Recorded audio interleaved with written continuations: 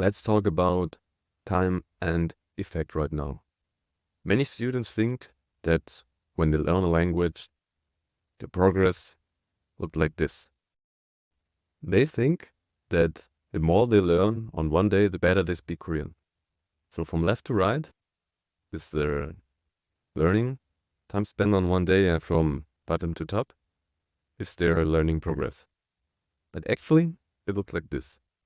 The more you learn, the less effective your learning will be.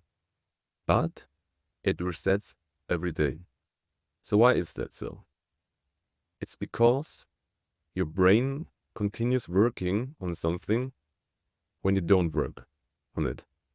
It works and continues working on something while you're doing a completely different task or while you sleep. And we call this passive learning. So you have to find a good combination that works well for you with active learning and passive learning. Active learning means like really going through double subtitles, analyzing sentences, Korean sentences, learning vocabulary, learning grammar. This is active learning. And we want to also activate your passive learning brain. And that's why it's so crucial that you do one little task every day in Korean. Like just doing one sentence, analyzing one Korean sentence will be magic for you. Because if you spend 1 hour on learning Korean, the remaining 23 hours, your brain will continue learning Korean, even when you sleep. So magically, if you learn something today, then tomorrow, suddenly, you're better at it. So I realized this phenomenon a lot of times when I was learning vocabulary. And like one day it was super difficult to get this vocabulary, new vocabulary into my brain. And then on the next day, it was so easy. And this proved it to me that your brain continues learning on everything that you put in today. You will be better tomorrow.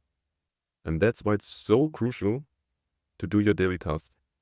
And in the previous video, we asked you to create this homework by analyzing the sentences. And do me a favor, do your homework at least one time a day.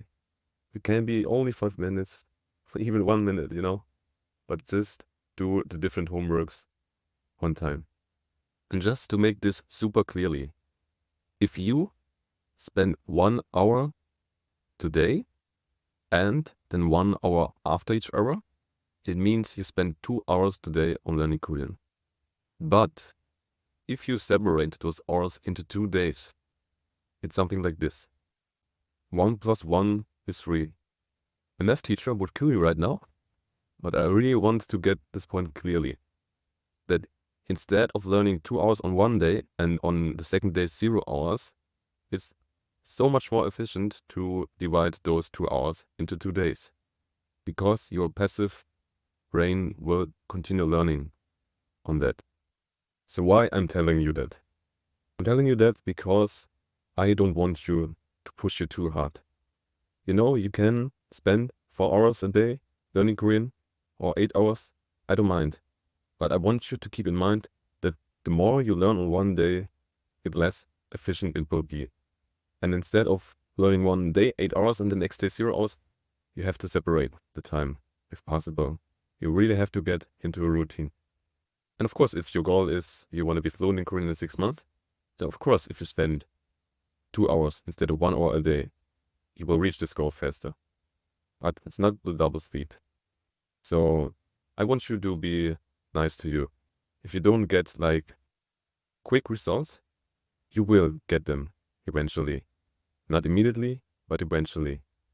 So instead of working against the time, I want you to consider letting time work for you. Letting time work for you means you spend little time a day learning Korean. Let's say 1 hour, like the perfect amount to get real improvements. Let the time work for you. Don't work against the time. Always keep that in mind when you go through this Korean language journey. The only way you can fail in learning Korean is by giving up. And just by continuing every day your exercises, magically you will have made such a huge improvement within, let's say, 6 months or 1 year. You will be amazed by your results. Just keep going. So I hope you understood this concept, and I see you in the next video.